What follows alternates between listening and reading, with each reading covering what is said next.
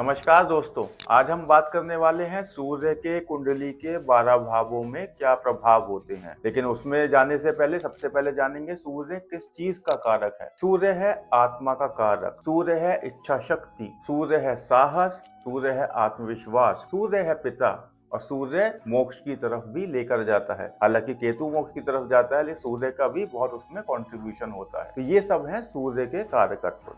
अब हम बात करेंगे कुंडली के किस भाव में सूर्य कैसा रिजल्ट देता है। सबसे पहले बात करेंगे लग्न की, जो कि कुंडली का प्रथम भाव भी कहलाता है। अगर उच्च का सूर्य या केंद्र या त्रिकोण का स्वामी होके लग्न में बैठ जाए, ऐसा सूर्य जातक को बहुत ही उच्च पद पर लेकर जाता है।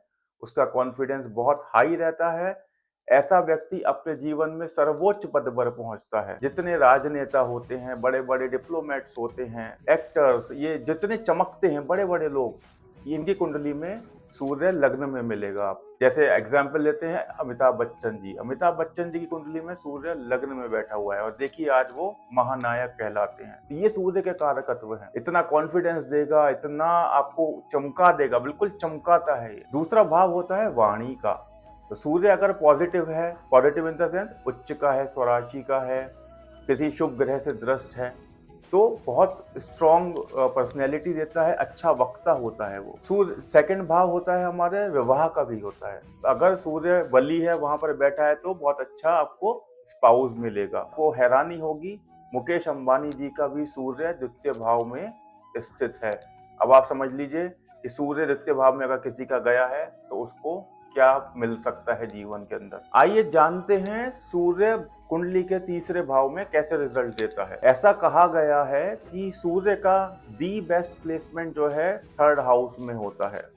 अगर थर्ड हाउस में सूर्य है तो आप बड़े से बड़े पॉलिटिशियन, बड़े से बड़ा प्लेयर बन सकते हैं।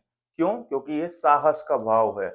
आपके अंदर ये काम करने के लिए साहस देता है। दूसरा, आप इससे लेखक बन सकते हैं। तीसरा, ये छोटे भाई बहनों का भी भाव है। अपने परिवार के प्रति ऐसा व्यक्ति बहुत जिम्मेदार होता है, अपने छोटे भाई बहनों का ख्याल रखता है। अब बात करेंगे सूर्य फोर्थ हाउस में है तो क्या होता है। सूर्य अगर बली है और फोर्थ हाउस में आ जाए तो ऐसा व्यक्ति, फोर्थ हाउस होता है हमारे पैसों का, माता का, लग्जरी का, तो ऐसे व्यक्ति के पास अपनी बहुत संपत्ति होती है। पंचम भाव, सूर्य अगर पंचम भाव में बैठा हो तो पंचम भाव में जाना जाता है शिक्षा के लिए।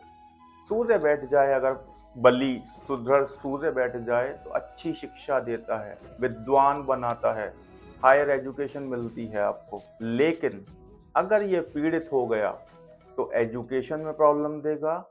पंचम भाव आपके स्पेकुलेशन का होता है, शेयर मार्केट का होता है। शेयर मार्केट में नुकसान होने की संभावना है। अगर सप्तम का लॉर्ड फिफ्थ में आ जाता है तो प्रेम विवाह भी देता है, लेकिन अगर सूर्य वहां बैठ गया तो प्रेम विवाह में भी प्रॉब्लम देगा। और आखिर में संतान का भाव भी होता है। सूर्य पंचम भाव में बैठा संतानहीनता भी दे सकता है अगर शुष्क राशियों में बैठ गया, और संतानहीनता नहीं देखा है तो अबॉर्शन भी दे देता है। सूर्य छठे भाव में, सूर्य जब छठे भाव में आ जाए तो ये आपको परोपकारी बनाता है। अब छठा भाव शत्रु का भी होता है तो ऑब्वियसली आपके शत्रु ज्यादा होंगे, लेकिन आपको हरा नहीं पाएंगे। छठे भाव में अगर सूर्य बैठ जाए तो ऐसे व्यक्ति जीवन में थोड़ी ज्यादा संघर्ष करता है, लेकिन सारे ऑब्स्टिकल्स को पार करके अपने शत्रुओं को हराते हुए आगे बढ़ जाता है। ऐसे व्यक्ति बड़े कोमल हृदय के होते हैं और दूसरों के प्रति सेवा भाव रखते हैं, बहुत परोपकारी होते हैं।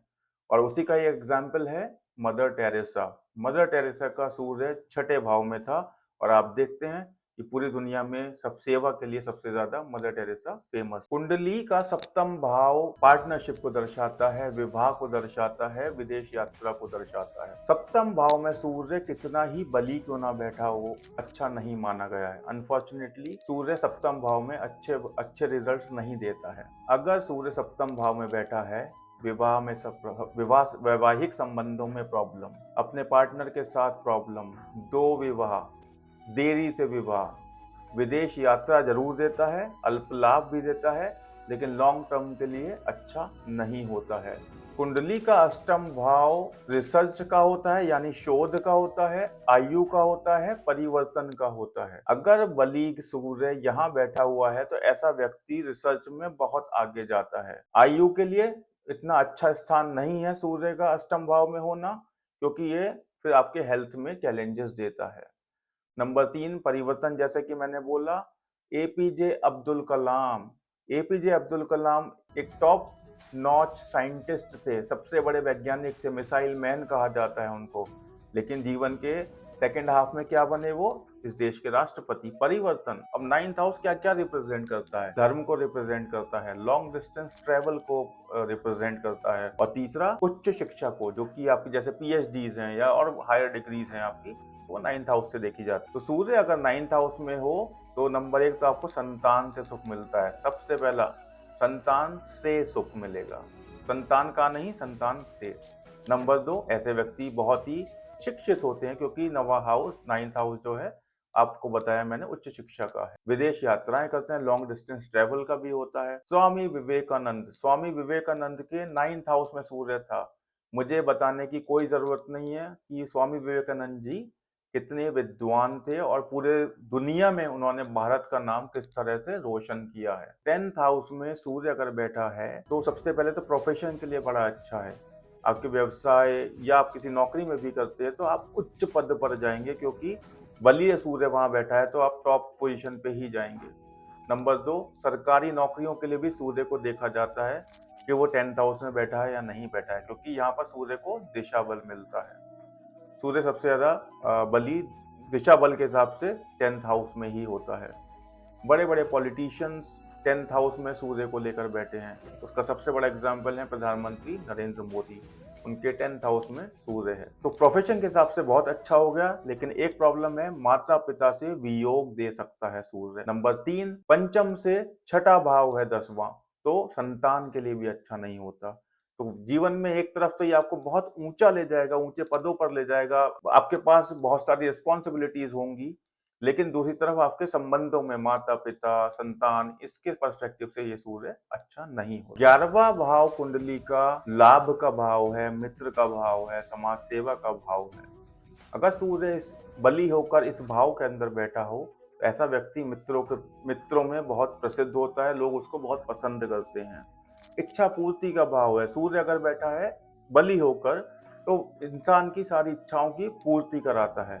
और सबसे इंपॉर्टेंट पार्ट, समाज सेवी लोगों की कुंडली में सूर्य 11वें भाव में बैठा होता है। अन्ना हजारे, अन्ना हजारे एक बहुत प्रसिद्ध समाज सेवी हैं, हम सब जानते हैं।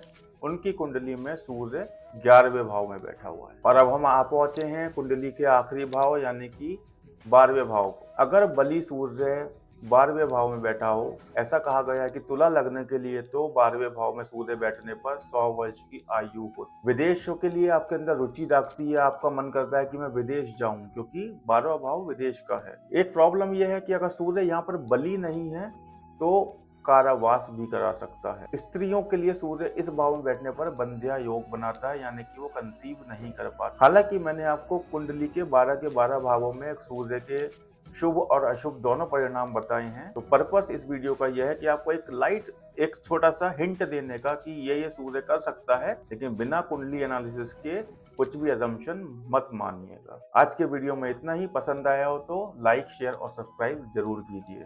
आज नमस्कार।